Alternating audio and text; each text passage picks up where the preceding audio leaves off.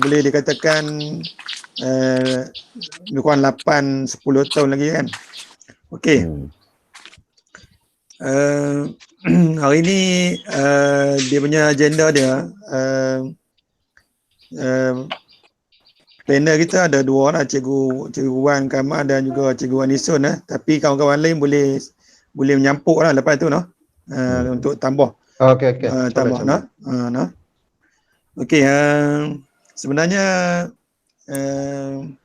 kalau kita buat dia jadi rasmi sangat. Cikgu Wan ada cadang nak bagi kita dapat in-house hari ni. Saya cuba kontak, tapi dia masalahnya tajuk kita pun santai. Kemudian kepala rimau tu tak ada. Yang surat kepala rimau tu. Jadi dia agak susah. Tapi tak apalah. Kurang-kurangnya kita dapat ilmu hari ni kan. Ya betul. Okey, kita nak tengok dulu kita dah faham homeschooling ni lagu mana kan, sebab dia di barat sebenarnya benda ni memang dah jadi budaya depa. Jadi di peringkat Malaysia ni mungkin dia masih awal, tapi saya tengok international school lah depa dah ada praktikan yang ni kan. Sebab international school ni kebanyakannya orang elit masuk.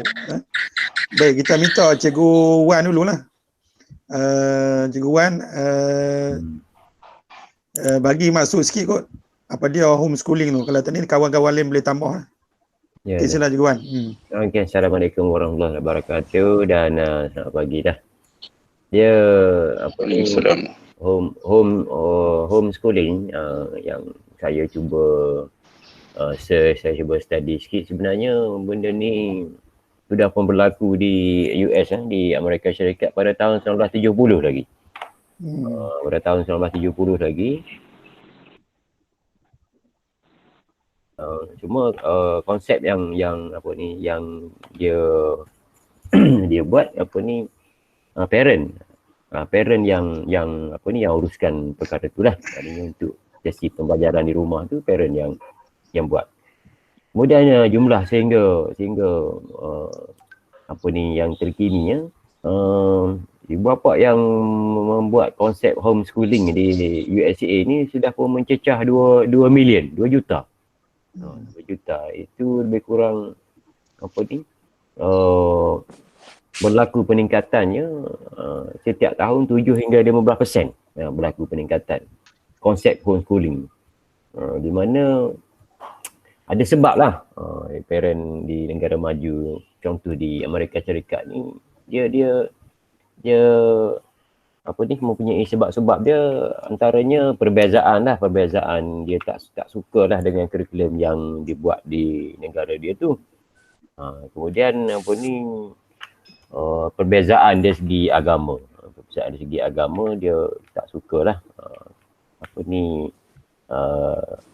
pendekatan agama yang berlaku di USA. Maka itulah dia ambil konsep homeschooling yang apa ni yang dibuat di US. Kemudian apa yang agak menarik dengan konsep homeschooling ni sekarang ini dah pun 50 buah negara dah mengamalkan konsep ini di dunia lah. Dan berbalik pada di Malaysia homeschooling yang saya nampak ni apa ni anak murid kita belajar sendirilah secara atas talian, dan satu istilah lain yang popular sekarang ni dia panggil remote learning. Remote learning ni dia menggunakan apa ni peranti-peranti dan juga aplikasi yang mudah lah. Yang paling ringannya WhatsApp lah. WhatsApp, Telegram dan sebagainya lah. Kemudian pelajar pula apa ni perlu tahulah bagaimana nak gunanya dan lebih kepada ada tutorial lah. Kemudian dan bagi saya 50% kejayaan homeschooling ataupun e-learning ni ialah bantuan daripada parent lah. Kalau parent tu tak tengok, tak membuat pemantauan dan sebagainya, memang tak jadilah. Itulah saya rasa lebih kurang maksud konsep homeschooling. Okey, terima kasih Cikgu Wan.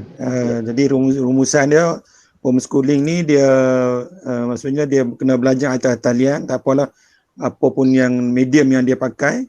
Kemudian dia berkonsepkan one to one tutorial Kemudian apa ni bantuan daripada ibu bapa itu sendiri sebagai tenaga pengajar yang kedua kan.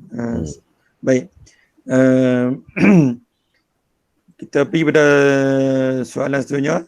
Kita tengok ada rakan-rakan lain nak tambah tak? Kot faham dia Cikgu Tan kot homeschooling ni macam mana kot dengar daripada lain-lain sahabat-sahabat yang lain. Cikgu Tan. Terima kasih Cikgu Jamia. Yang saya faham yang sebelum ini homeschooling ini dia ada silibus dia, ada sukatan pelajaran dia. Dia ada level dia juga. Dia sebelum sampai ke level yang lebih atas, dia kena ada peperiksaan lah. Dia kena duduk peperiksaan. Itu yang saya faham lah yang dekat ini. Okey, rakan-rakan lain nak tambah? Nak tambah? Apa yang dia faham tentang homeschooling ni? Okey, tak ada kita pergi. Saya kalau ikut atau pendidikan 96 ni, kanak-kanak kita ni wajib untuk mendapat hak pendidikan kan. Kalau tak, ibu bapa dia akan didenda RM5,000 kan. Tapi sebab tu homeschooling ni adalah satu cara yang dibentuk untuk membolehkan pelajar-pelajar yang bukan saja sihat tapi dia ada masalah kronik itu. Misalnya dia tak boleh pergi sekolah. Dia ada penyakit kronik yang dia tak boleh pergi sekolah. Tapi ibu bapa dia boleh memohonlah daripada pihak kerajaan untuk menyertai homeschooling ni, dan dia ni mesti mak ayah dia ni mesti salah seorang daripada tenaga pengajar tu. Dan sepenuh masa lah. Dan kurikulum yang digunakan tu mesti mengikuti kurikulum kebangsaan yang ditentukan oleh kementerian. Jadi secara tak langsung kita tengok dan dalam zaman hari ni ibu bapa pun dah mempunyai pengetahuan tinggi tentang gadget, tentang peranti, tentang sistem-sistem dalam kaedah pembelajaran dalam talian ni. Jadi pada pendapat Kak Syun lah kan, homeschooling ni pada satu hari homeschooling ni di Malaysia dia akan jadi satu benda yang mendapat sambutan daripada ramai kalangan ibu bapa lah. Okay. Bagus idea tu. Untuk budak-budak yang murid-murid yang yang lebih dulu. Cikgu Mazlan tutup mic dah apa? Okey. So untuk budak-budak yang penyakit kronik tu kira okey lah, idea yang bagus tu lah kan. Itu pengetahuan baru lah sebab setiap murid tu mesti dapat pendidikan. Okey, kita pergi pada soalan yang kedua. Okey, kita tengok dalam tempoh PKP yang agak panjang ni dan kita tak tahu bila akan berakhir. Semua masih sekiranya kan. Andaian saja. Dan kita tengok kemarin pun dah jadi 110. Kata lepas raya pun tak tahu lagi kan. Tapi yang dipanjangkan tempoh 6 bulan oleh Bank Negara tu kita dah boleh ramal agak kurang itulah 6 bulan kan. Baik, agak dia relevan tak ni apa homeschooling ni dengan Malaysia lah, dengan keadaan B40 yang ada ni. Soalan ni saya nak tuju Kak Chun dulu lah. Kak Chun? Okey, ya. Okey. Kak Syed cuba jawab lah. Relevan tak relevan tu? Jamil, kalau kita tengok kan Akta Pendidikan Pindaan 2002, kalau kita tengok dia kata subsection 29A Akta Pendidikan tu memperuntukkan kata menteri boleh jika difikirkan wajar demi kepentingan murid atau awam untuk berbuat demikian. Maksudnya dalam keadaan PKP ni dia ada satu kod yang membolehkan menteri ini mengeluarkan perintah melalui perintah yang disiarkan dalam warta untuk mengecualikan mana-mana murid atau mana-mana golongan murid yang dikehendaki supaya mengikuti pendidikan wajib sama ada secara mutlak atau tertakluk kepada apa syarat yang dipikirkannya dan patut dikenakan pada bila masa menurut budi bicara membatalkan pengecualian itu atau membatalkan atau mengubah atau menambah syarat. Maksudnya dia kata dalam akta ni secara tak langsung menteri tu dia boleh mengeluarkan perintah untuk dalam siaran tu mengatakan maksudnya kaedah dalam bentuk PKP ni pelajar boleh mengikuti didikan wajib juga, tapi dengan kaedah yang tertentu lah, mengikut situasi semasa tu. Kan maksudnya kita ni dalam keadaan kita yang dalam perintah kawalan kita ni bagi relevan untuk kita menggunakan homeschooling, sebab homeschooling ni kita ada 3 kaedah, iaitu satu melalui online, PDP online, yang kedua one to one tutorial, dan juga yang satu lagi pengajaran ibu bapa kan. Ada 3 konsep tu. Tapi bagi pelajar ibu bapa yang tak ada masalah peranti, jadi benda ni memang tak ada masalah lah. Okay, macam sekolah Kak Syul ni kami buat dah kajian tentang penghebatan ibu bapa dalam sistem talian yang kami buat ni, jadual apa semua ni. Cuma ada 70% saja yang mengikuti pengajaran PDP online. Sebab yang lain tu ada masalah peranti lah, masalah talian. Jadi daripada pelajar tingkatan 5 tu 125 orang, hanya 78 orang je yang boleh masuk. Yang lain tu tak boleh masuk, masalah internet, dan juga ada yang B40 tu tak ada peranti lah. Kan? Jadi benda ni PDP online ni memang relevan dalam situasi semasa, tetapi kita kena bagi juga perhatian kepada golongan B40 ke bawah ni. Dan kita fikirkan macam mana cara untuk membantu mereka ni. Jadi di sekolah Kak Syul kami ada 2 orang masalah pelajar miskin tu, memang kami bagi handset lah Cikgu Jamil. Ya. Beli handset bagi. Beli handset 2 buah. Dengan bantuan daripada kutipan sumbangan pada guru, kami bagi 2 handset untuk pelajar yang memang kita tahu dia memang miskin tegar lah. Tu Cikgu.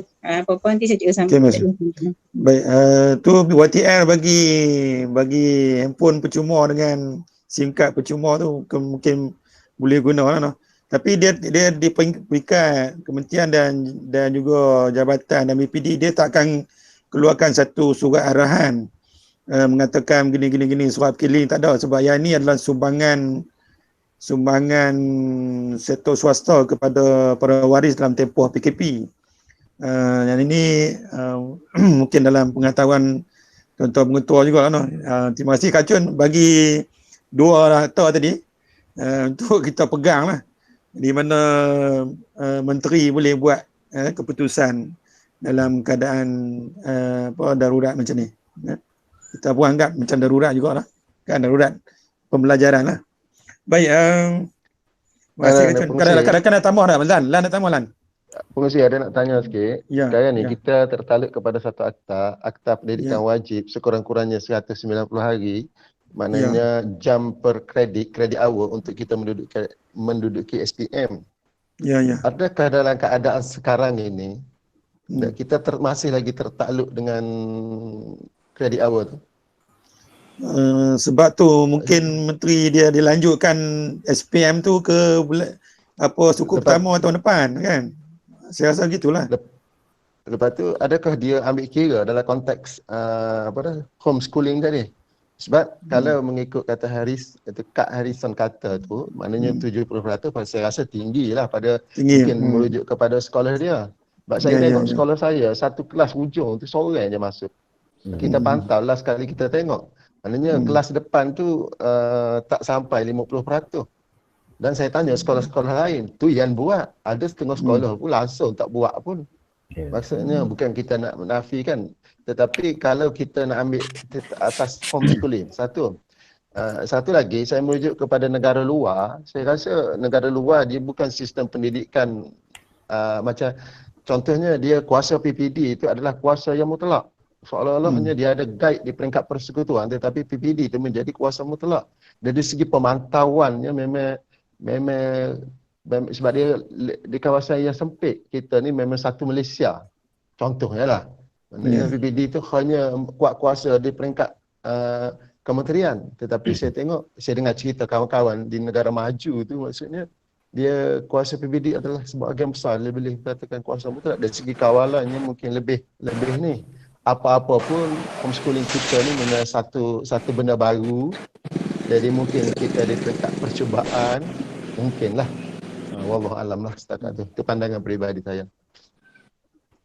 Okey, terima kasih. masih terdapat ilmu banyak juga ni. Tapi apa pun macam Cikgu Tan katalah, dia ada syllabus dia, syllabus dia ada level dia. Ada level dia tersendiri lah. Okey, Cikgu Ustaz ada nak tambah apa Ustaz? Assalamualaikum warahmatullahi wabarakatuh. Saya nampak peranan utama memanglah ibu bapa dan kita merealisasikan homeschooling. Tapi seperti semua kita nak buat sesuatu dasar, macam kita nak buat sesuatu ketetapan, contoh macam HIPS ke ataupun apa-apa saja, selalunya kita ada kursus terlebih dahulu untuk guru, untuk ibu bapa dan juga untuk murid. Tapi kita oleh kerana sekarang ni kita dalam keadaan terdesak, kita dalam keadaan yang tak dirancang, tiba-tiba kita nak laksanakan homeschooling tanpa ada perancangan yang baik, maka sudah tentu kejayaannya tidak setakat mana lah. Kerana kejayaannya adalah terhad. Yang ni kita nampak lah, selalunya kalau kita nak buat satu dasar, satu keputusan yang diputus oleh KPM, kita memang ada penataran, ada semuanya untuk satu perkara yang kita nak buat. Tapi sekarang ni, dalam keadaan sekarang ni, kita ada kekangan. Kekangan utamanya adalah internet lah. Kita nampak semua, kita kata semua ada peranti. Semua murid, kita katalah hampir-hampir lah, kita kata tingkatan 5, tapi contoh tingkatan 5. Bila kata semua murid ada peranti, ada handphone, mereka boleh terima WhatsApp, mereka boleh tengok apa YouTube dan sebagainya, pembelajaran boleh dibuat e-pembelajaran. Tapi adakah kita fikir sekarang ni ibu bapa mungkin terfikir keutamaan kepada pelajaran memang kita tak dapat nafikan, tapi nak top up kredit untuk telefon tu, kalau kata laptop memang setengah-setengah tu tak ada di rumah. Kemudian dari segi printer tak berapa orang yang ada. Tapi dari segi nak top up tu, ibu bapa nak kena kira agak duit untuk beli makanan. Ini kita kena fikir semua ni. Sebab itulah peranan TV pendidikan tu lebih penting. Saya nampak peranan TV pendidikan di samping support daripada guru-guru. Ini peranan TV, dia bagi hak yang tertentu, bagilah siaran-siaran yang banyak, siaran sikit untuk dibuat pilihan oleh pelajar. Untuk masalah contohnya, kalau kata pagi ni, saya sejarah ni. Pagi ni sejarah. Contoh sejarah. Kita tengok pagi ni dia bagi sejarah. Ada pelajar yang mungkin dia tahu mata pelajaran tersebut, dia belajar, dia tahu, dia nak pergi kepada matematik. Dia kena buat banyak pilihan. Masa ni kerajaan nak fikir lah. Dia tak boleh hak untuk satu saluran saja. Untuk kata TV pendidikan, contoh TV satu untuk TV pendidikan pada jam pukul 9 hingga pukul 10. Dia kena buat kemungkinan ada TV 2. Pukul 9 hingga 10 untuk mata pelajaran matematik, bagi pilihan kepada pelajar tersebut. Jadi pelajar ni kita tahulah di rumah kalau tak dipantau oleh ibu bapa, kemudian kita pun tak sempat dengan ibu bapa nak berbincang dalam hal ini disebabkan sesuatu kita dalam keadaan tergesa-gesa. Jadi kita buat menjadi macam tak sempurna lah. Tak sempurna. Benda ni pun kita tak tahu benda akan terjadi kan. Tapi di negara maju, kita nampak memang homeschooling memang berjalan lah, sebab dia orang dah ada perancangan terlebih awal. Apa akan berlaku 20 tahun akan datang. Kita, apa yang dilakukan oleh negara maju, baru kita nak buat. Tapi kita tak sangka lah benda ni akan berlaku macam ni. Jadi kita buat setakat mana yang mampu, dan kita pun tak nafi sebab kita bekerja di rumah, gaji kita terima. Jadi kita gunalah sebaik-baiknya masa yang sesuai untuk bimbing anak-anak kita di rumah, dan juga kita buat persediaan diri kita sendirilah. Untuk persiapan, kita tak tahu bila sekolah nak buka, persiapan untuk dalam BBM ke ABM ke untuk kita nak hadapi para pelajar apabila sekolah dibuka nanti. Itu saja pendapat saya lah. Okey, terima kasih Ustaz. Terima kasih lah. So sini kita nampak lah dia relevan tu memang relevan lah dalam keadaan seperti sekarang kan. Sebab kita belum pernah alami macam kes tsunami dulu lah. Kes tsunami dulu orang di pantai tu dia duk kerja kucing ikan je kan. Sebab dia tak pernah terima, kita pun tak pernah alami situasi tsunami tu. Padahal negara-negara lain macam Jepun dah ada siren di tepi pantai, ada apa Baywatch dan semua sebagainya dah ada. Kita lepas tsunami tu baru nak buat Baywatch dan sebagainya. Okey. Kita terus pada yang keempat Cikgu Wan kita sama-sama fikirlah rakan-rakan lain juga. Kita tengok di Malaysia ni boleh katakan 50% ni lebih kurang lah 50% masih berada di B40. Jadi macam mana kita nak tengok benda ni supaya homeschooling ni ke depan ni dia berjaya lah. Silakan Iwan. Ya, terima kasih Abu Jamil. Ya. Golongan B40 ni ialah mereka yang isi rumahnya berpendapatan RM3,860 ke bawah lah.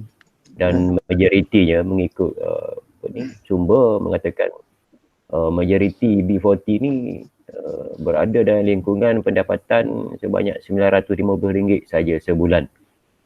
Di bawah paras garis kemiskinan nasional lah. Dan memanglah kita dapat nafikan lah kemampuan waris tu untuk menyediakan telefon sebab contoh ataupun gadget lah. Sebab kalau kita tengok contoh anak-anak remaja sekarang ni, dia orang tak pakai dah handphone macam kita kan. Kalau nak beli pun mesti iPhone. Kalau dia beli telefon biasa kan, dia remaja ni dia nak bawa tunjuk pada kawan dia pun dah segan dah telefon yang harga 300, 400 padahal benda tu banyak di pasarannya dan boleh dah untuk penggunaan akses. Ataupun kalau dia beli tablet, saya dia beli tablet dekat Shopee, Lazada secara online dalam 100 lebih je satu. Tapi pelajar kita memang saya yakin tak akan bawa lah. Cuma dalam keadaan semasa macam ni, walaupun kita kata ibu bapa tu tidak mampu, saya cukup yakin lah waris yang lain kurang-kurangnya yang ada telefon, anak dia ada 2-3 telefon tu bolehlah memberikan buat sementara waktu untuk digunakan. Dan alhamdulillah lah kerajaan kita telah mengambil satu inisiatif yang begitu tepat sekali, iaitu memberikan data percuma dalam masa PKP ni sebanyak 1 GB sehari. Dan saya rasa 1 GB ni cukup memadai lah untuk dia buat belajar secara online. Contohnya menggunakan aplikasi WhatsApp ataupun Telegram sudah pun memadai dengan 1 gig tu. Dan dalam masalah ini saya rasa kebijaksanaan waris ni memang perlu sangat. Dari segi pemantauan, dari segi penjadualan untuk anak-anak mereka mengakses kerja-kerja rumah ataupun tutorial yang diberikan oleh guru mereka. Okey, masih Iwan. Sama-sama. Maksudnya dia kena ada tahap survival macam kita dulu lah. Tapi kita dulu dia tak ada online macam ni. Kita dulu survival kita ni jarak ke sekolah. Jarak ke sekolah jauh, nak kena rentas desa lah apa. Banyaklah kita zaman kita tu kan. Orang kata kesusahan kita menerima pembelajaran tu memang ada jerit payah dia, suka duka dia. Tapi kita harap yang generasi 80-an, 90-an ni berjuang sama macam kita juga, walaupun mereka ada orang kata kesusahan yang dari segi aspek yang lain kan. Okey, tapi B40 ni dia masih jadi masalah utama kepada boleh katakan semua sekolah. kita semua sekolah untuk ni. Walaupun kata kacun tadi 70%, 30% tu kita nak kena tengok juga. Mungkin homeschooling ni dia nak kena bukan saja bentuk online, mungkin kepada bentuk memadai dengan buku cek saja. Dan ada setengah sekolah dia buat bahan dan dia letak di balai pengawal. Letak di balai pengawal. Jadi waris tu dia ada jadual, dia pergi ambil di sekolah dalam jarak tu, tapi dimaklumkan kepada OCPD lah. OCPD masing-masing. PPD kena ambil peranan yang ni lah. Itu ada di sekolah, diingat di baling kot dia ambil peranan macam tu. Cuma kita harap waris dia tak suruh anak dia pergi ambil. Kalau dia suruh anak dia pergi ambil, itu akan jadi masalah nanti. Sebab anak ni dia bila dia pergi sekolah, dia bukan nak pergi sekolah saja, mungkin ada dekan singgah di mana-mana. Itu yang kita risau. Kita harap yang ini waris nak kena prihatin lah. Okey, yang lain-lain nak tambah boleh tak? Kawan-kawan yang B40 ni. Tang ni datang. Kalau Cina ni. Ada masalah tak, Tang? Cikgu Tang? Cikgu Tang? Halo. Kita dengar di Penang ada tak isu B40? Ya, Cikgu Tang. Okey. Ya, Cikgu Jam ya. Ya. Ya, B40 pun ada satu golong yang kecil sajalah biasanya, sebab sekolah saya ni sekolah pilihan lah, maksudnya budak yang dipilih. Jadi dari keluarga B40 ada jugalah, tapi bukan ramai sangat. Buat masa ini online learning lah, sekolah kami pun mengalami masalah jugalah, sebab ada yang dari keluarga B40 ini masih tak dapat ikut online learning ini, sebab ada cikgu yang masih gunakan Zoom, ada yang gunakan Google Meeting, mereka tak dapat ikut lah. Kalau pakai handset rasa tak ada masalah, cuma kalau nak sampaikan bahan-bahan yang tertentu, mereka menghadapi masalah lah setakat ini yang saya faham macam tu. Okey, ada rakan-rakan lain nak tambah tak? Okey, saya Ya. Okey. Kak Syah tambah sikit. okey. Okey. Apa peringkat sekolah, kita bentuk satu jawatan kuasa, iaitu urusetia percetakan bahan bertulis, bahan-bahan latihan ni untuk kita edarkan kepada pelajar-pelajar yang ada masalah ni lah, yang B40 yang dikatakan tak boleh online ni. Okay, kami sediakan bahan untuk 38 orang tu, dan macam Cikgu Jamal kata lah, kita keluarkan satu surat arahan untuk cikgu-cikgu yang bekerja untuk proses tu dalam 45 orang. Kemudian melibatkan juga pembantu operasi kita lah untuk pencetakan, dan dia orang ni akan ada 5 orang tu yang dia tak boleh datang, maknanya kita post dengan kaedah post juga. Satu, ambil di pos kawalan, kita buat jadual, hantar surat kepada waris, maklumkan kata dia pun kena ambil tarikh tu bila latihan betul bila tu, dan juga yang tak boleh mengambil kita post bahan tu. Tu kan yang kaedah yang kami ambil lah. Dan ada pelajar, ada waris yang telefon nak main sekolah, nak ambil buku teks dan sebagainya, kita bagi, tapi dengan syarat kita yang ambil dan kita hanya letak di pos kawalan saja, tak boleh masuk lah. Itulah. Jadi dengan cara tu kita harap dapatlah membantu pelajar-pelajar yang B40 ni, sebab dia memang ada yang nak belajar, ada pelajar ni yang B40 ni yang memang semangat nak belajar, tapi itulah masalah yang ni lah, kita susah nak bantu, walaupun dia ada kerajaan memperuntukkan 1 gig tu pun, tapi masalah dia ni tak mampu kan, tak ada peranti. Kalau ada pun satu kes tu 8 beradik. Dia ada 8 beradik yang ada peranti 1 nak berebut. Jadi yang tu pun kita ambil kira juga. Okey, terima kasih cikgu. Okey, terima kasih. Cikgu Lan, terima kasih tuan. Pada saya lah, semua tu memang punya banyak kemudahan. dari segi bahan dan banyak kemudahan yang kerajaan bagi pun banyak. Kesedaran pun dikatakan tinggi lah, nak kata tahap pun kita tidak ada ukuran, tetapi pada kita kata tinggi di kalangan ibu bapa. Tetapi saya tengok isunya masih lagi dari segi yang kita bincang tadi lah, dari segi kemampuan, ibu bapa dan guru.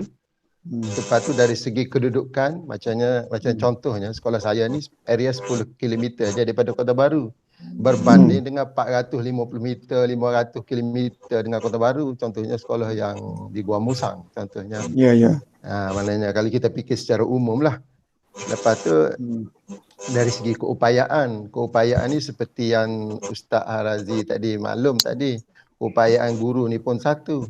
Ada setengah cikgu dia berkeupayaan dari segi kemampuan dia okey. Saya tengok orang rumah saya dia beli sebab dia mungkin kemudahan dia latar belakang dia dengan sains komputernya, keupayaan dia menggunakan Zoom-nya, dengan menggunakan whiteboard-nya masa mengajar. Tapi ada setengah tu dia boleh menggunakan tanya anak dia boleh bantu dia. Tapi ada setengah tu dia memang dia sendiri pun tidak ada keupayaan. Tengok komputer tu masih lagi apa? Orang panggil dah allergic. Kalau istilah kita ni allergic dengan komputer. Setengah lah, bukan semua lah. Tapi yang tidak proaktif yang masih lagi. Tapi walau bagaimanapun mungkin minimum lah benda-benda begini. Saya rasa walau bagaimanapun kita bincang saat ni memang kemudahannya. Cuma saya bagi cadangan, contohnya mungkin ada juga sektor-sektor korporat.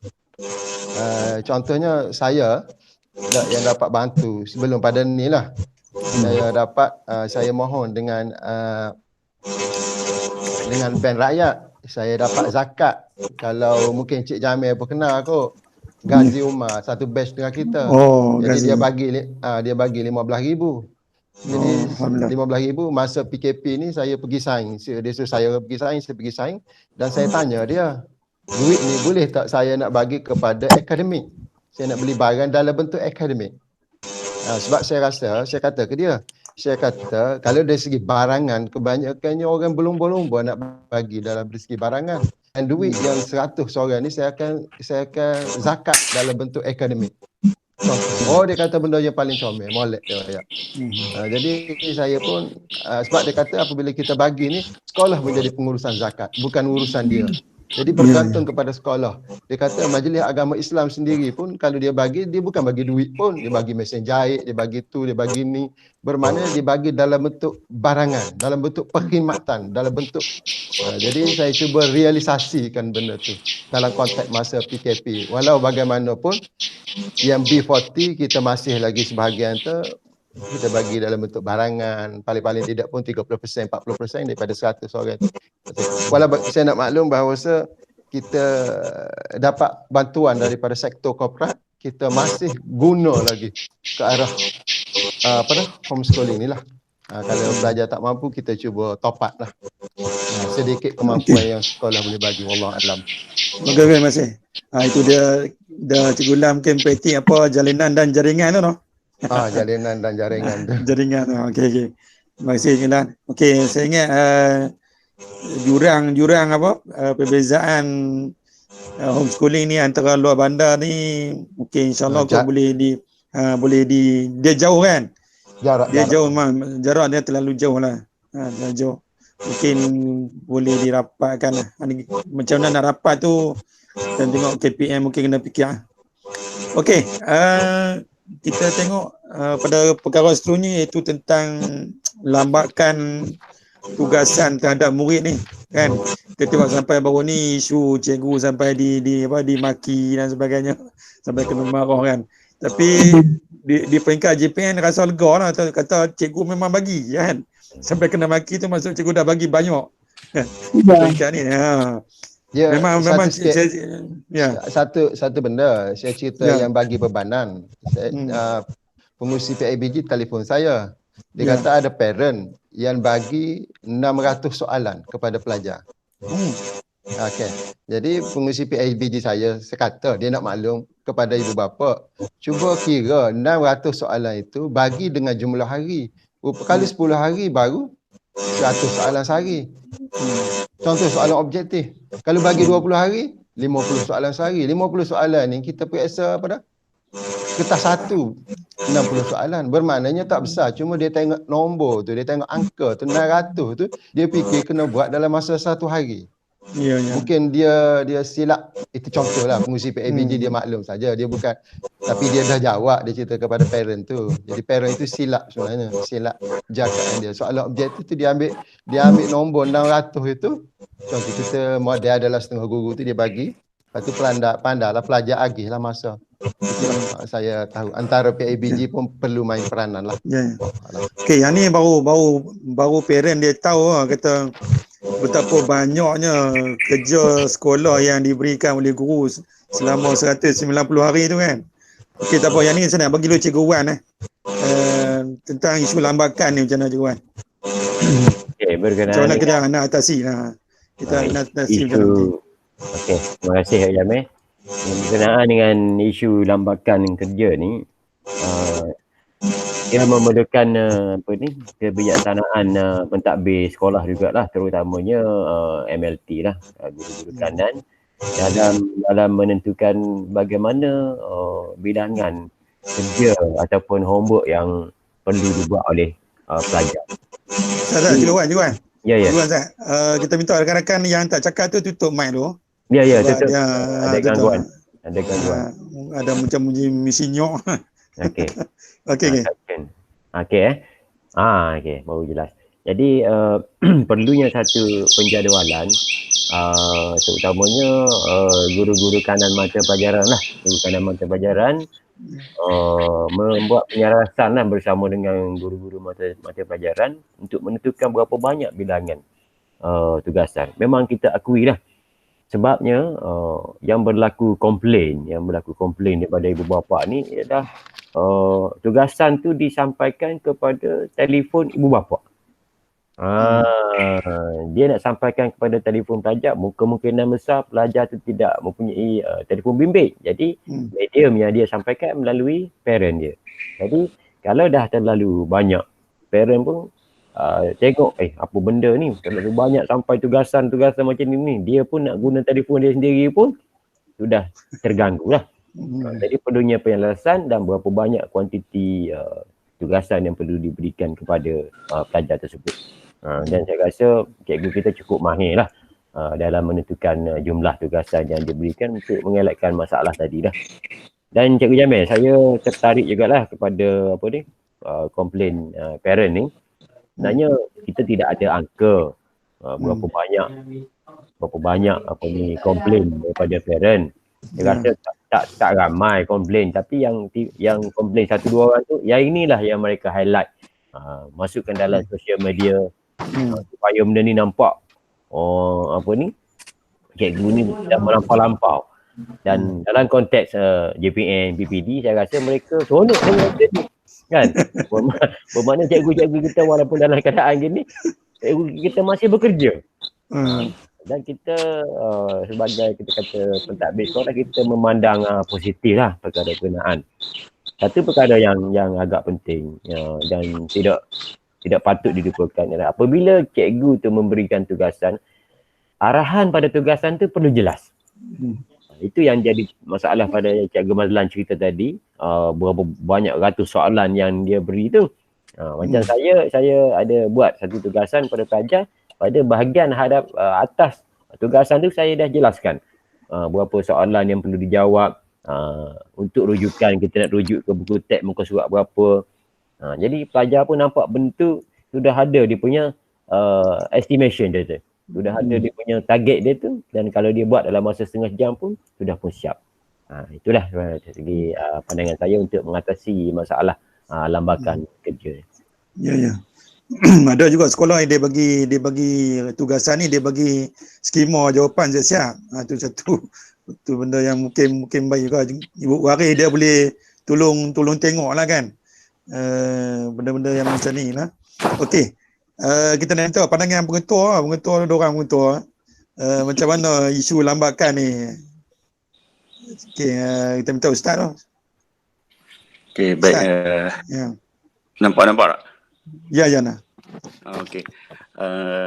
Berkaitan dengan isu lambakan ni, sebenarnya Guru pun kena faham, kita pun kena faham lah, semua sekali kena faham lah. Pelajar ni dia berada di rumah. Kalau di sekolah kita boleh kontrol. Kalau di rumah hanya ibu bapa saja yang boleh kontrol. Dan anak-anak kita di rumah tu banyak kan dia masa dia tu dia gunakan untuk tidur lah. Dia buat kerja dia sendiri. Kecuali yang ni lah dipantau oleh waris kan. Kemudian banyak dia guna masa yang lain. Kita kalau di sekolah kita boleh tengok dia buat kerja tak buat kerja. Kalau kita bagi banyak sangat. Jadi bagi saya lah ni memang tak sesuai langsung lah. Sebab itu kalau dia macam saranan daripada JPN nakkan sehari dua subjek ataupun minimum tu, kalau maksimum tu boleh lebih. Tapi kesesuaian masa tu. Dan kerja nak bagi pada pelajar jangan bagi banyak. Jangan bagi banyak. Bagi sikit lah. Yang penting dia buat. Yang penting buat. Contoh saya bagi kepada pelajar tu lebih kurang macam kalau kita buat tu subtopik tu lebih kurang untuk subtopik tu 2 saja. Untuk pelajar buat. Jadi kita pun rasa yakin. Kita duduk di rumah ni kita rasa yakin pelajar kita akan buat. Sebab pelajar pun rasa tak terbeban. Kita tahu ni ada yang tak bangun tidur pada lagi ni. Kalau anak-anak kita ni masa ni. Petang nanti tidur lagi. Kalau duduk kita di sekolah kita tahu. Dan kelas kalau tahu lah kalau tidur kan. Tapi kita tak boleh kontrol. Kalau kita pergi banyak memang tak siap lah. Sebab kita tengoklah pengalaman kita di sekolah pun macam tu. Bila kita pergi kerja rumah banyak. Esok tu mungkin ada yang tak siap.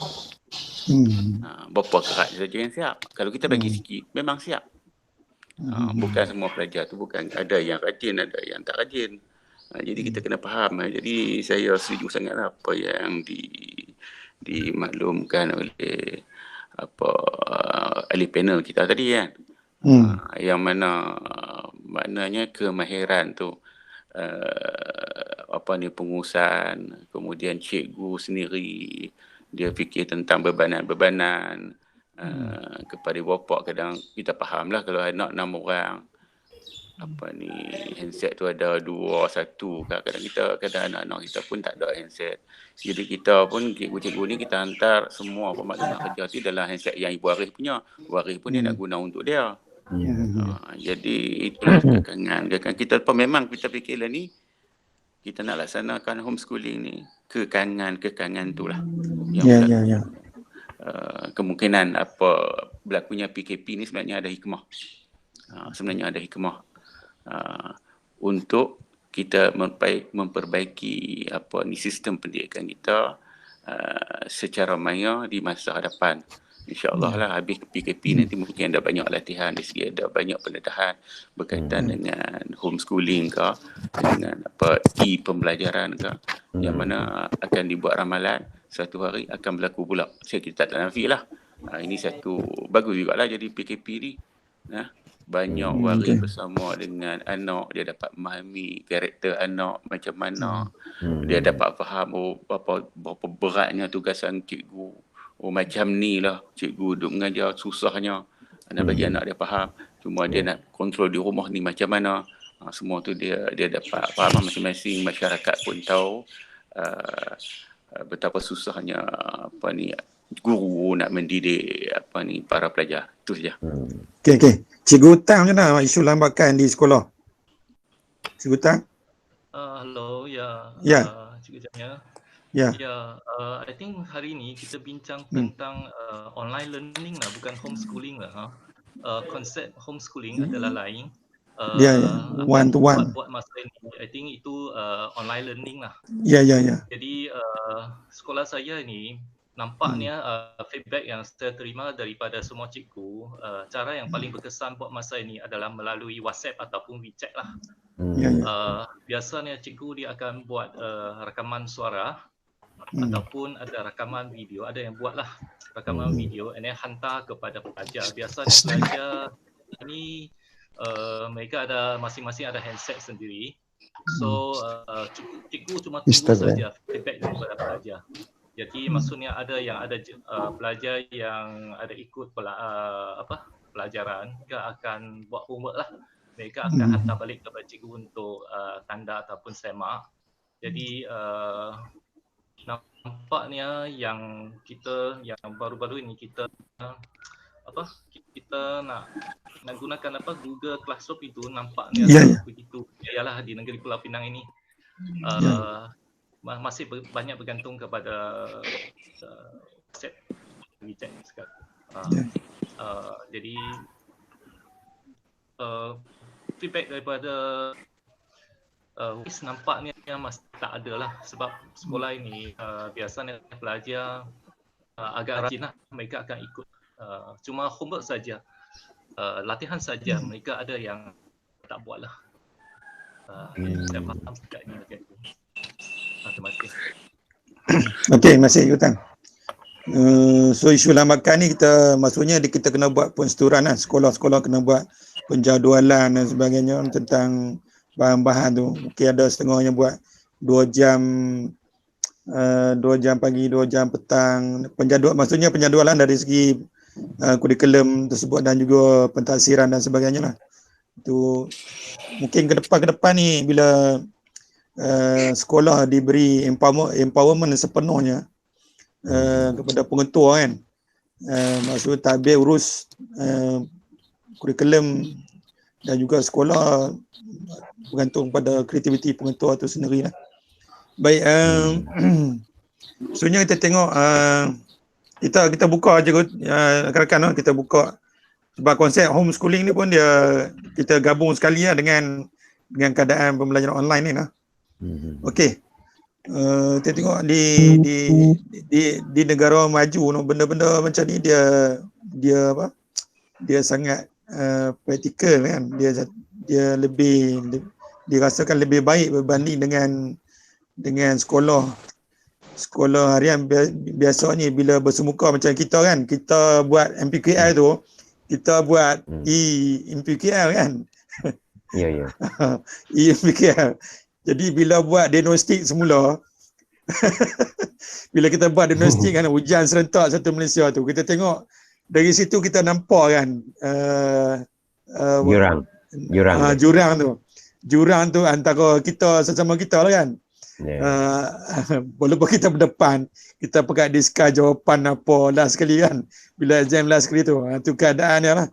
Kemudian keadaan internet yang hari mula-mula kita pergi tu, keadaan internet yang tak ni. Kemudian mungkin sekolah kemudian sekolah nanti mungkin akan jadi program untuk bersemuka ya, macam kita MPKL kan, untuk pergi bentang, buat benda-benda hands on dan sebagainya. So Kak Chun, macam mana tengok ni benda-benda macam ni yang mungkin kita boleh praktik kita punya bersemuka dengan online tu, macam mana Kak Chun? Okey. Cuba jawab okay. Kemungkinan juga satu hari kita akan jadi macam tu Cik Jamil tu. Jadi kalau lah semua orang boleh faham lah tentang keadaan dengan sistem homeschooling ni. Jadi kerja kita bagi-bagi satu hari, ada masa tertentu, pelajar ni dia pergi bentang aja. Kan? Maksudnya macam kita punya kaedah lah. Rasanya macam tu lebih berkesan kot daripada hari-hari pergi sekolah kan. Bukan banyak mana yang budak-budak dapat pun. Kan? Mungkin satu hari nanti negara kita, masyarakat kita boleh menerima keadaan macam tu lah. Tapi walau macam mana pun, apa pun yang kita buat lah, tak kira lah kaedah apa yang kita buat pun, sebenarnya cabaran kita ialah tentang disiplin lah. Kan, disiplin kita, walaupun kita kata kita bagi latihan kat pelajar, satu hari kita nak guna kaedah bersemuka. Macam mana kita nak pastikan pelajar ni buat? Sebab disiplin di rumah dengan disiplin di sekolah tak sama. Kan? Di rumah ibu bapa waris, dia terdedah dengan macam-macam benda lain yang dia boleh buat, dan dia boleh rehat bila masa. Masa mana dia nak makan, masa mana nak tengok TV, semua kita tak boleh kontrol dia. Kan? Jadi masalah kita ialah tentang pengurusan masa pelajar tu, kita tak boleh kita terpaksa bergantung harap sepenuhnya daripada ibu bapa lah, yang kebijaksanaan mereka untuk menyusun masa anak-anak ni supaya mereka ni patuh dengan disiplin homeschooling ni. Jadi kalau lah kata benda ni berjaya lah kan, kata ibu bapa faham, kita pelajar ni boleh ikut disiplin, jadi rasa tak ada tu hari tak ada masalah kalau kata kita boleh menggunakan kaedah macam kita buat dalam PKL tu, pergi bersemuka je. Kan? Bang, kita tengok kalau macam tu kan, kita tengok sedang tengok Kacun cerita segi kebaikan tu. Kebaikan macam kita buat MPKL tu. Apa baik dia tu, homeschooling ni? Okey, masa kita buat MPKL tu, kita saya rasa masa tu kita boleh belajar banyak perkara tentang pengurusan masa. Kita terpaksa urus masa tu. Walaupun sebelum ni kita tak pernah pun bagi kerja kita banyak-banyak kan, tapi kita terpaksa urus masa tu dengan berkesan supaya satu hari kita akan capai apa yang kita nak. Jadi kalau pelajar-pelajar kita katakan pelajar SPM, dia tahu satu hari nanti dia kena duduk periksa. Kan dia mesti habiskan modul dia, katakan kita bagi dalam tempoh apa-apa dan satu hari cikgu akan panggil dia bersemuka dan buat ujian dan sebagainya. Jadi dia terpaksa belajar untuk mengurus masa dengan baik. Kalau tak dia tak akan nak dapat habiskan modul tu macam mana yang kita buat tu lah. Ya. Okey, dan lagi satu ialah yang Kak Syah nampak, kalau lah kata faedah lagi satu ialah ibu bapa ni dia dapat mengetahui sejauh mana anak dia, kalau kata dia terlibat dalam homeschooling ni kan sepenuhnya, dia akan dapat tahu sejauh mana keupayaan anak-anak dia dalam akademik, tapi dengan syarat cikgu-cikgu ni perlu meletakkan objektif. Okey, cikgu yang bagi latihan ni dia kena nyatakan apa objektif dia nak capai. Kan kalau tak sia-sia lah kita bagi latihan banyak-banyak pun mak tak tahu apa benda cikgu nak capai sebenarnya. Kan? Itulah saya. Tapi cikgu ni cikgu Jamal dekat dulu. Ya, terima kasih. Ada call ni. Okey. So kita tengok sini kan macam konsep macam kita MPKL tu. Dia buat apa online, kemudian kita pergi bersemuka, kemudian buat bahan, kemudian kita terus upload. Memanglah tu kena upload juga dalam e-laporan tu kan. Itu satu kaedah yang saya tambah sikit Cikgu Jamil. Saya tertarik dengan satu perkongsian yang dibuat oleh seorang pensyarah di HUSM lah. Dia bagi pendapat aplikasi yang paling ringan dan paling ramai sekarang digunakan ialah WhatsApp lah. Jadi bagaimana kita nak buat pengajaran melalui WhatsApp. Jadi kaedah ni cukup menarik. Daripada PowerPoint yang dia buat tu, dia ambil satu slide.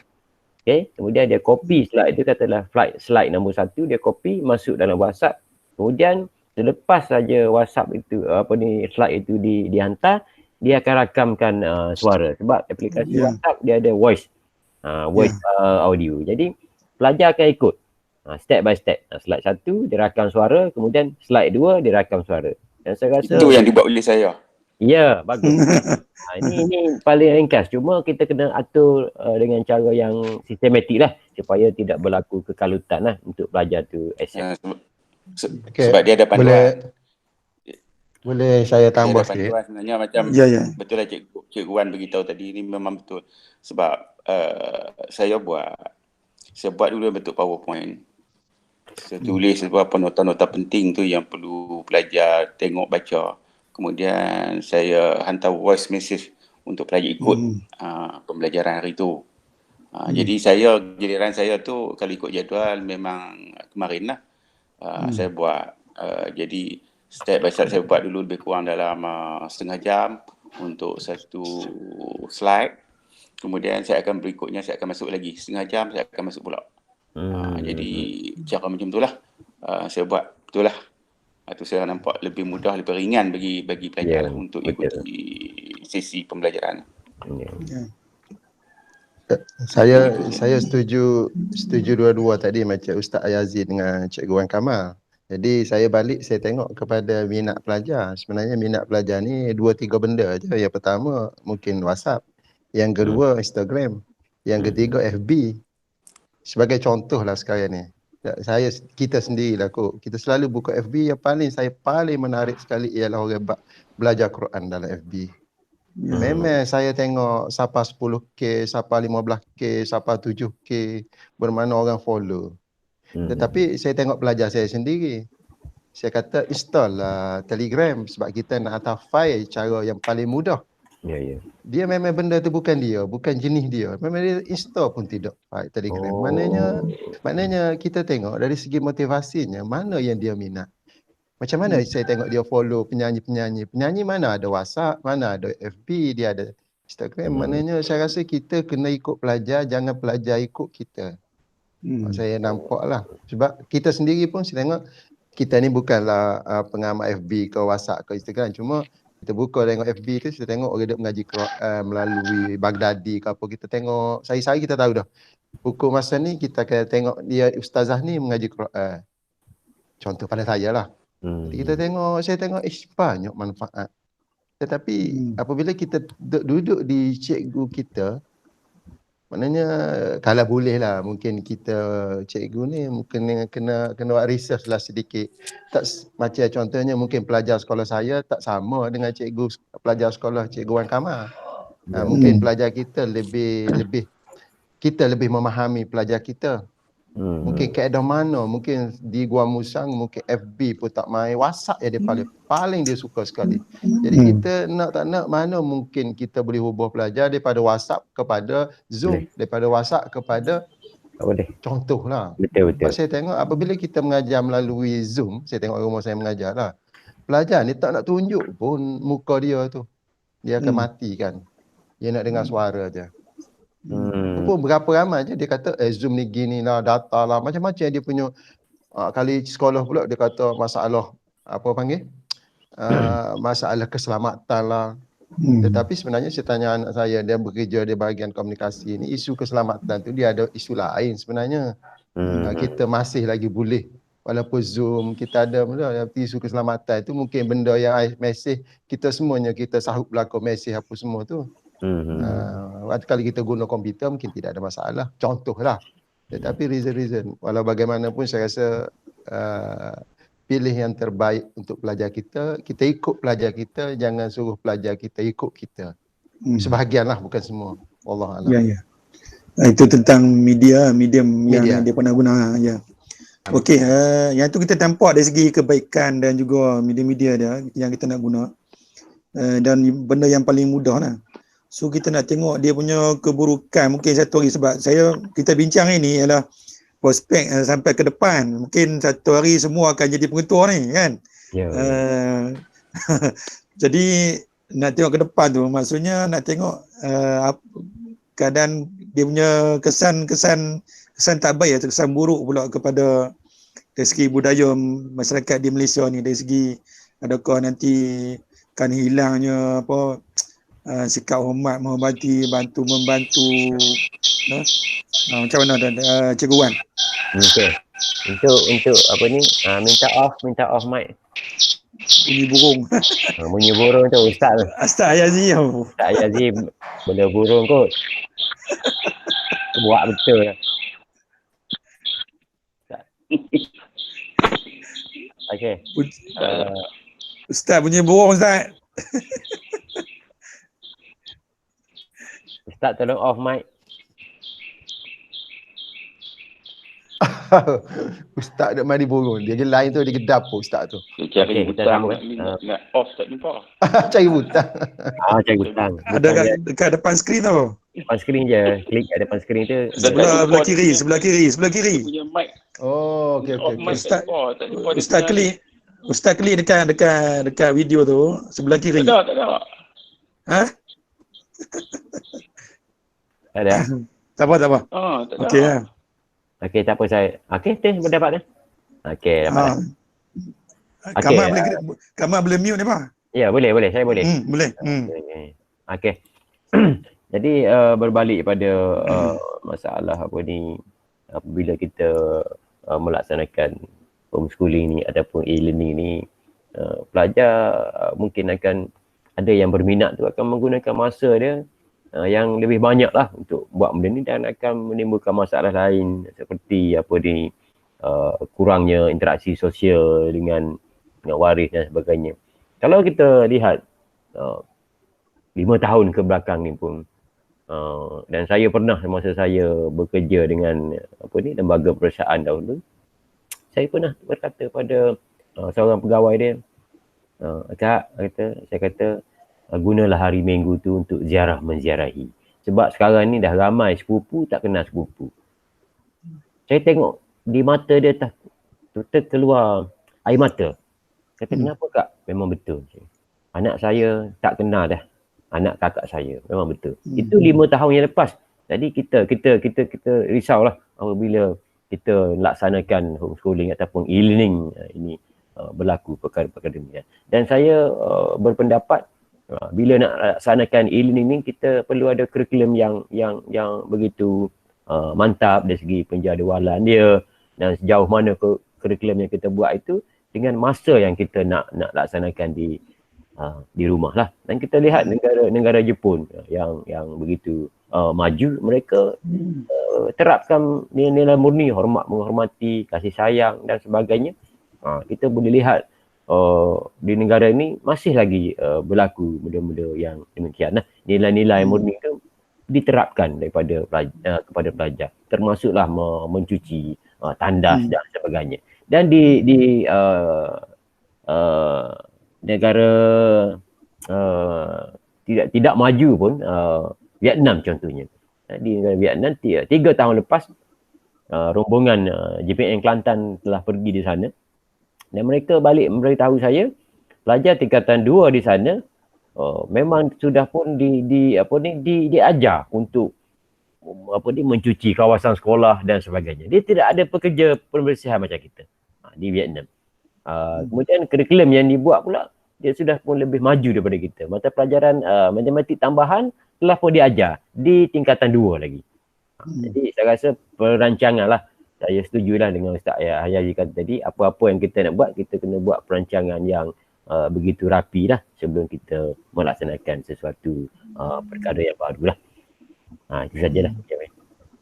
Okey, kadang-kadang kali nak tambah dari segi bila kemudahan apa gadget ni, dari segi inilah apa pornografi ke apa kan. Mungkin website yang tak bermoral tu mungkin akan jadi langganan utama anak-anak kita ni. Macam mana boleh tambah? Sama-sama Cikgu Tang. Cikgu Jamil, saya rasa Facebook tidak digalakkan lah sebab terlalu banyak temptation lah. Dia boleh bergerak ke tempat lain. Kalau kita WhatsApp saja atau WeChat lebih selamat. Dia dapat menunjukkan perhatian itu dia. Terima kasih. Okey. Betul juga tu. FB dia boleh satu dunia kan? Ya. Bukan, kadang-kadang FB ni yang saya selalu hari-hari saya guna FB. Apabila kita lihat satu video, habis saja video tersebut, dia terus lompat ke video yang berikutnya. Dan terlalu banyak sekarang ni Cikgu Jamil, FB yang dia macam dia nak mempengaruhi anak-anak remaja ni ke arah melihat benda-benda yang tidak baik. Yang saya jumpa. Habis saja end video tu dia terus open video yang berikutnya. Dan video itulah yang banyak saya jumpa sajak lah. Video sajak. YouTube pun serupa juga kan. Okey, dari segi bahan ABM ni kita sentuh juga nak mungkin ke depan ni kita boleh galakkan juga cikgu buat contoh kalau kita sibuk sebagainya boleh buat Potun kan. Potun ni satu cara yang baik kita tengok di TV pun bila KKM dia nak kempen untuk PKP dan juga COVID-19 ni kita tengok banyak dia gunakan Potun kan. Yang tu cara yang bagus ya. Okey, kita dah lebih kurang sejam. Apa ni tadi Kak Chun dalam talian Kak Chun? Kak Chun? Ya. Oh, ya. Ada. Tadi kita dah sembang tentang baik buruk e-learning atau homeschooling ni Kak Chun. Kak Chun boleh tambah tak? Kalau kita tengok dari segi tadi Cikgu Kamal kata tentang pergaulan lah kan. Memang tak nafi lah. Jadi budak-budak kita ni, anak kita akan kurang interaksi sosial lah. Lebih-lebih lagi bagi anak tunggal tu kan, dia anak tunggal seorang dalam keluarga, dia nak kawan dengan siapa. Kalau kita yang nak ramai ni, at least dia berkomunikasi lah kan. Walaupun cuma interaksi sosial ni maksudnya kita tak berhubung direct dengan orang, dia cuma dalam gadget dia aja. Interaksi tu mungkin berlaku dalam tu sajalah. Jadi kurang baiklah untuk anak kita pada masa depan, sebab kita nak membina keupayaan diri, kemampuan diri dan sebagainya. Sebenarnya kita perlu anak-anak kita ni terlibat secara langsung jugalah dengan orang. Dan jadi secara tak langsung kita tak dapatlah ukur kemampuan dia.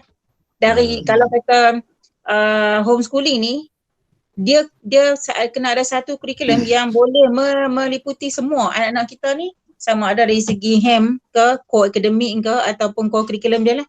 Kalau kita sembang hari ni seolah macam kan kita lebih kepada penumpuan pada pelajaran akademik lah, tapi yang lain tu dia akan jadi kurang lah secara tak langsung kan. Jadi apa yang kita nak capai dalam kita punya falsafah pendidikan kebangsaan tu, nak wujudkan kemenjadian budak dari segi yang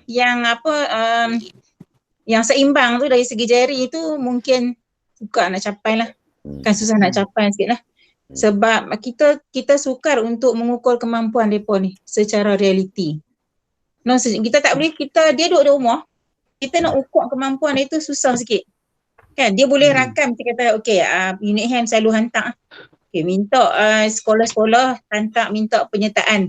Unit koko pun hantar penyertaan, rakam, hantar CD.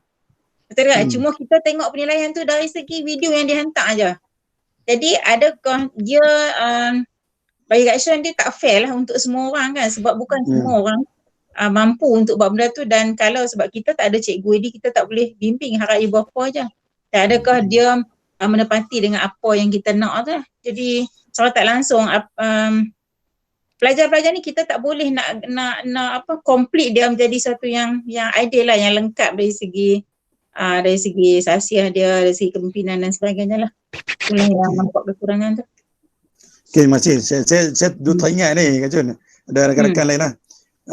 Kita punya syllabus MPKR kita ni, so kita kena ada kompetensi kan, mungkin ada 10 kompetensi tu dengan skor 5 nya kan.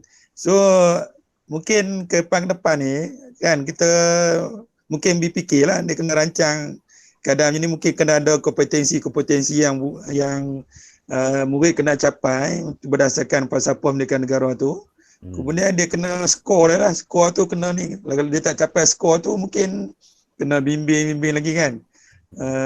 Dan mungkin ke depan ni dia tak boleh naik level macam Cikgu Tang kata tu. Kalau kata dia skor dekat 3 tu je, mungkin dia tak nak naik level dia tu, tak boleh jadi mentua tu lah. Cikgu Jamil, untuk macam kompetensi ni di peringkat sekolah sudah pun, bagi saya sudah pun diamalkan lah dalam pentadbiran sekolah tu, PBS. PBS. Dia melalui, dulu dia panggil BAN, sekarang dia panggil TP kan. Sepatutnya kita kena manipulasi sepenuhnya lah. Tahap pencapaian, tahap penguasaan pelajar ni menggunakan TP-TP yang sepatutnya. Dan TP ni untuk kefahaman, bukan kata kita nak saja tanda klik saja. Kita taksir dan kita di mana pelajar tu berada. Contoh dia berada pada TP 3, kita cuba anjakkan dia ke TP yang lebih tinggi. Itu yang sepatutnya lah. Dan tahap penguasaan. Dan PBD, kerana saya banyak terlibat dengan PBD dahulu, jadi saya nampak benda ni, dan benda ni boleh dipraktikkan. Dan begitu juga dengan bila saya keluar sikit bila pembatalan UPS Saat dan juga PT3, saya rasa tidak ada masalah, sebab dalam PT3 tu masih ada lagi 3 komponen yang lain yang boleh ditaksir, boleh diambil kira.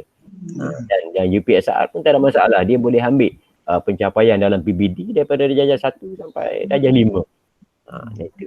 Dan saya tertarik dengan Kak Chun kata tadi, saya simpulkan bahawasanya tugasan yang kita beri kepada pelajar tu mestilah satu tugasan yang boleh diukur. Dan apabila kita nak ukur tugasan tu, mestilah tugasan yang betul-betul interaktif. Interaktif maknanya two way lah, jangan one way. Dan saya tengok cikgu-cikgu saya pun mereka-nya bagi latihan. Feedback dia nak ukur macam mana kerja yang dia buat tu tidak ada interaktiviti. Itu dah tambahan. Okey, sebelum kita pergi yang final, cikgu Kamal dah ambil gambar ni? Semua? Ada. Ada, okey, terima kasih. Okey, Cikgu Lan. Saya nak saja last kali saya fikirlah pada saya lah. Saya kata ini satu revolusi pendidikan, bukan satu evolusi. Ya, betul. Jadi bertitik tolaknya pada tahun 2020 dan mungkin 10 tahun akan datang menjadi satu kurikulum sejarah. Ya. Maknanya perubahan. Jadi tahun 2020 yang kita tunggu sebelum ini, kita akan jumpa satu benda yang rasa terlalu banyak, khususnya dalam dunia pendidikan. So saya rasa juga terkandung di dalam dasar pendidikan PPPP tu. Mungkin di dalam beberapa anjakan tu mungkin terkandung. Dan yang paling saya nampak suatu hari nanti memang ada satu kurikulum sejarah dalam konteks pendidikan hari ini. Ya. Okey. Kita ada semukan setiap 10 tahun sekali tak? Ya. Allah alam. Okey, terima kasih. Sekarang ni kita nak tengok kehidupan selepas PKP ni, apa yang kita akan lalui.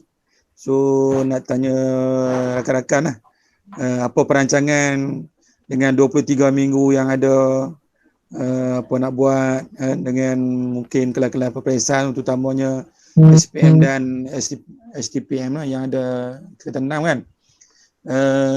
Mungkin PT3 dan UPSR ni mungkin orang akan lose start, tapi dia masih sebagai checkpoint. Sekolah 6 tahun mesti ada checkpoint dia kan. Dia capai tahap mana. Kemudian sekolah menengah 3 tahun dia ada checkpoint dia. Tapi kita nak bincang yang last ni ialah tentang selepas PKP ni. Apa perancangan-perancangan yang rakan-rakan dah buat lah. Cikgu Tang ni dah Cikgu Tang. Cikgu Tang. Halo. Ya. Halo Cikgu Jamia. Ya. Yang setakat ini kita tengah tunggulah arahan daripada JPN ataupun KPM. Langkah-langkah yang seterusnya yang akan diambil lah. So buat masa ini sekolah saya tak buat apa-apa rancangan lah. Jadi kita kena bersedia sajalah. Kita kena bersedia dengan sanitizer. Kena sediakan dengan face mask. Lagi apa yang kita boleh buat, itu yang kita kena bersedia dululah. Sebab mungkin ada pelajar dari keluarga yang di P40 itu, mungkin mereka tak mampu lah ataupun tak cukup bekalan dia.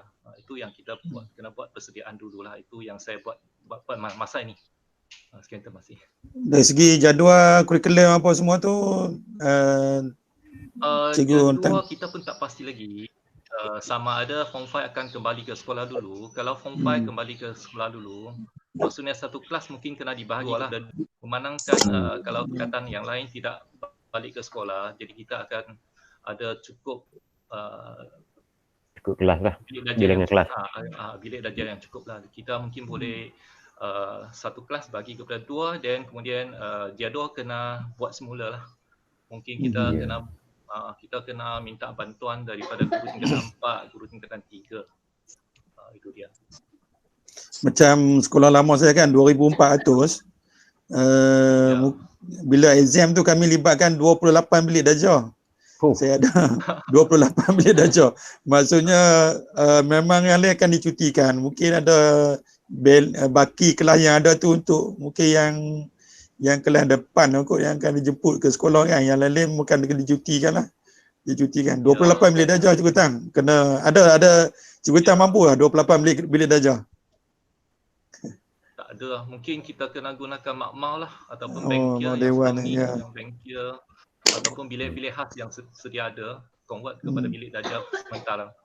Ya. Itu dia. Untuk kita tak tahu lagi lah macam mana arahan yang akan disampaikan seterusnya. Tapi bila kita melihat lah PT3 dengan UPSR ditangguhkan tu, kita punya boleh ramai je, tapi yang peringkat atas akan bincang benda ni kan. Sebab pertanyaan saya tengok dalam FB pun banyak ditanya kepada kita punya menteri tentang berlaku kesesakan tahun depan dan sebagainya kan. Okey, rakan-rakan lain ada tak yang dah buat perancangan? Cikgu Anisun. Okey, setakat ni kami dah pengetua dah mula-mula dia kata dah order hand sanitizer tu lah kan. Tapi dengan kata PPD dah terima 2 tan sanitizer. Ya, betul. Saya pun tak malu. Betul. 2 tan dah yang tu untuk diedarkan ke sekolah lah. Jadi harap tu mencukupi lah. Kemudian kami ada buat sudah wujudkan tabung, iaitu tabung sumbangan daripada ibu bapa, sektor korporat, guru dan juga PIBG untuk bantuan selepas apabila buka sekolah nanti, iaitu untuk keperluan membeli mask, infrared thermometer dan juga keperluan lain lah. Kemudian kita dah rangka untuk buat 2 laluan. Maksudnya bila pelajar datang, dia ada 2 laluan. Laluan lelaki, laluan perempuan. Asing kan? Jadi masa tu kita akan guna infrared thermometer tu lah untuk check kalau demam, suruh dia balik Itulah. Tak boleh masuk sekolah lah kan.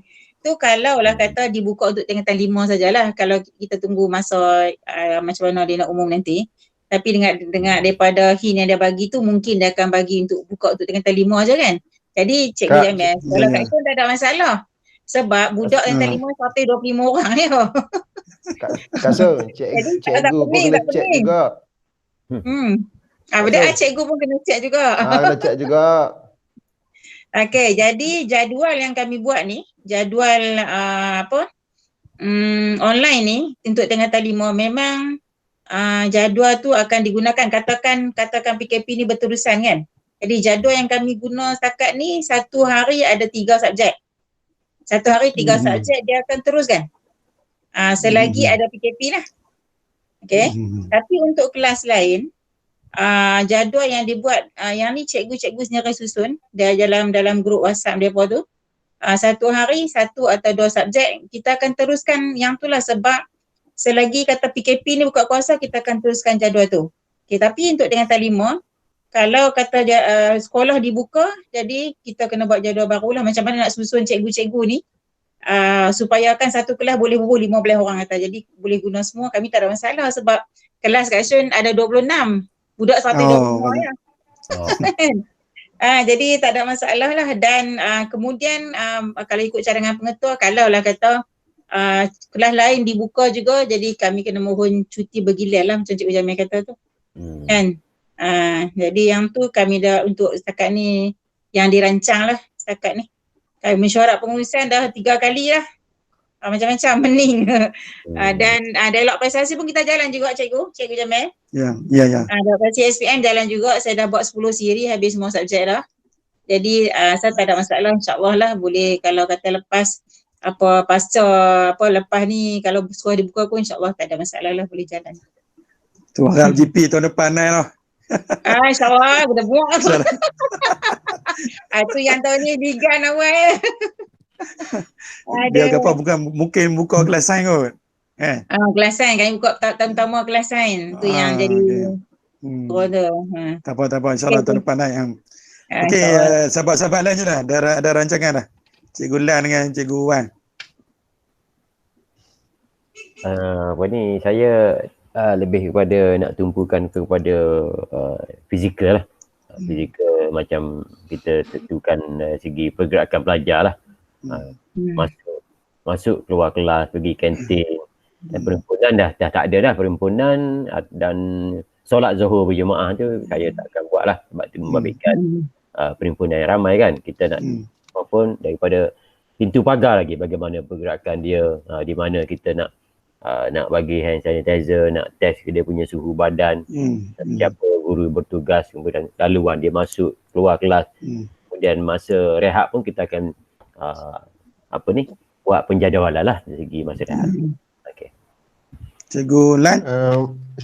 Sekolah saya rasa plan tu seperti biasa lah, walau bagaimanapun sebab kita tidak ada kuasa autonomi di sekolah ni, kita masih lagi menunggu SOP daripada PPD ke JPN. Yang sekolah kita buat tu, kita buatlah setakat yang seperti mana yang lain-lain duk cerita tu. adalah dari segi laluan ke apa semua, walau bagaimanapun masih lagi menunggu SOP daripada kementerian lah. Ya. Allah Alam. Apa ni, Kedah, Perlis dan Penang dia kata akan jadi zon hijau. Tapi belum diisytiharkan lagi lah. Belum isytihar lagi insyaAllah. Takat ni kes tak ada kan. Buka dulu lah, buka dulu orang Penang. Sekolah dulu. Okey, maksudnya ke depan ni kami ada bincang juga pasal selepas PKP ni mungkin pihak sekolah dari segi kurikulum boleh buat pemetaan semula, sebab kita ada lebih kurang 20 hingga 23 minggu kan pemetaan kurikulum ni. Maksudnya dari segi silibus tu maksudnya kita boleh kompres dalam bentuk modular. Okey, kita gabungkan beberapa bab yang sama lah. Yang sama mungkin yang dia modular ni dia ada 3 tu.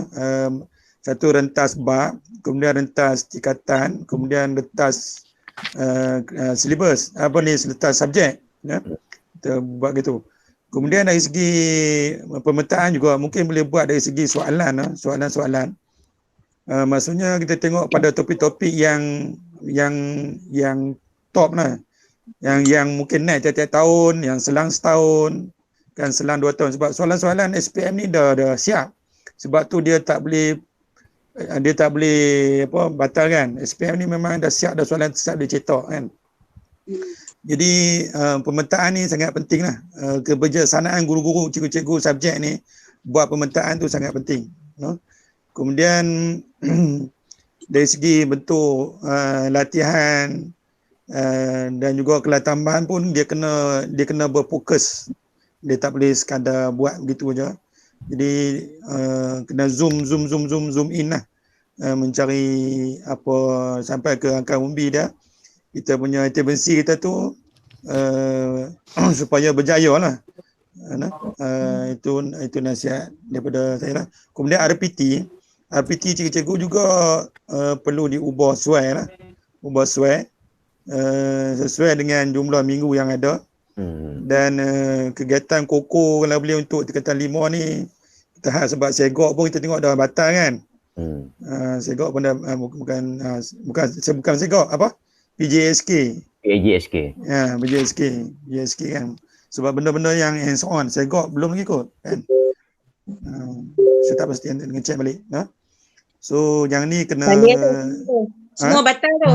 Semua batal sekali. Okey. So kita lebih tertumpu pada exam lah, pasal PT3 dan UPSR ni seperti yang saya kata dia sebagai checkpoint, tapi dia masih kena ada juga dialog petasi. Kalau tidak kita terabas, sebab kita nak sediakan murid macam murid-murid STEM kan di tingkatan 4 tu. Kita takut nanti tahun 2021 kita sampai tak ada langsung murid STEM. STEM ni dia kena mula daripada tingkatan 1 sebenarnya. Kan kita kena asuh murid ni daripada tingkatan 1 supaya dia naik tingkatan 2, 3 tu. Tingkatan 4 kita dah ada bekalan stok untuk STEM. Yang kelas-kelas lain tu mungkin untuk layak sijil lah, terutama subjek sejarah. Sejarah tu dan juga BM untuk SPM nanti dia layak dapat sijil. So harap yang ni akan jadi tumpuan rakan-rakan di sekolah nanti lah. Okey, kita dah sampai penghujung. Saya harap Cikgu Kamal nanti boleh tambah dalam Q&A tu dan kita boleh edar dalam grup kita juga mana? Boleh. Boleh lah? Boleh. Kalau apa kita pakai tambah lah. Tambah lah. Okey, dan saya pun yang ni portal lah. Iklan tu, banner tu saya hantar ke bos saya jugalah untuk bincang forum santai ni. Mungkin dapat idea mungkin banyaklah idea kita dapat hari ni kan. Ya, banyak. Banyak idea ilmu. Okey, sebagai kata akhir minta kawan-kawan bagi buat rumusan satu-satu. Kita minta Cikgu Tang. Kita dah hujung Tang. Apa last sekali? Tak ada apa-apa. Tak ada apa-apa. Selamat datang. Terima kasih banyak Tang. Ya, sama-sama. Okey, Cikgu Ustaz dah tak ada ni, dah keluar dah. Cikgu Lan. Okey. Saya pun tak ada apalah, apa yang kita bincang tu mudah-mudahan yang baik daripada Allah. dan yang tak baik daripada diri kita sendiri. Dan selamat maju raya lah semua, selamat berpuasa semua. Allah. Ya. Nanti kita akan buat lagi kan. Salah. Okey, Kak Chun. Tan. Selamat Tan. Ni Kak Chun ya. Ya, okey. Jadi saya ucap terima kasih lah Cikgu Jamil, Cikgu Wan yang menjadi pembuka laluan lah untuk hari ni. Kan kurangnya banyak benda yang kita dapat berkongsi. And then kita harap PKP ni berlalu lah secepat mungkin. Sebenarnya kita rindu nak jumpa budak-budak kita ni. Kak Syah masa kali kedua tu bila dia umum PKP dilanjutkan tu menangis nak rasa sedih tak boleh jumpa anak-anak kita kan betul. Bila kali ketiga ni kita rasa macam kita rasa lebih kuat lah untuk kita tahu kita kena bersedia untuk hadapi cabaran. Jadi tak kira lah semua pihak daripada KPM, JPM, PPD apa semua kita kena bekerjasama, bergabung tenaga untuk menghadapi apa saja situasi lah. Dan kita harap halangan yang ada ni tak menghalang kita lah untuk membentuk, memajukan anak kita lah. Dan hari sekali selamat berpuasa lah. Okay. Masih Kak Chun, wakil wanita. Wakil wanita. Kita ada lagi lah. Kita ada rakan-rakan kita yang lain. Rakan-rakan kita yang lain, ibu-ibu ni masuk jugalah. Kan? Sebab dia kurikulum dia berubah.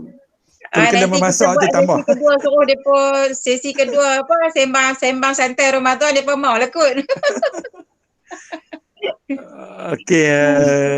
Jadi saya masakan pula. Masakan. Okey, saya ucap terima kasih banyak-banyak pada rakan-rakan semua, sahabat, Cikgu Kamal, Kak Chun, Alah, Cikgu Tam semua. Mudah-mudahan kita akan buat lagi dari semasa kita sembang-sembang santai macam ni. Ya, rasa kita akan saya rasa kita perlu sentiasa buatlah untuk mengeratkan silaturahim kita ni. Kalau tak kita dah komitmen ditangguhkan kan. Jadi kita tak nak hubungan kita ni putuslah. Jadi insya-Allah nanti untuk berikutnya kita akan war-warkan dengan secara lebih mendalam lagi dengan mengambil kira lah. Mungkin rakan-rakan kita di waktu siang hari ni dia sibuk sikit. Mungkin kita ubah kepada waktu malam selepas pukul 9 malam ke sebagainya lah. Mazuki dia payah malam. Dia Mazuki okey. Dia nak malam. Dia nak malam. Dia nak malam. Okey, terima kasih banyak. Semoga kali jumpa lagi insya-Allah. Assalamualaikum. Okey, salam kabar lain Kak Chun. Selamat Tan. Ya, baik. Bye.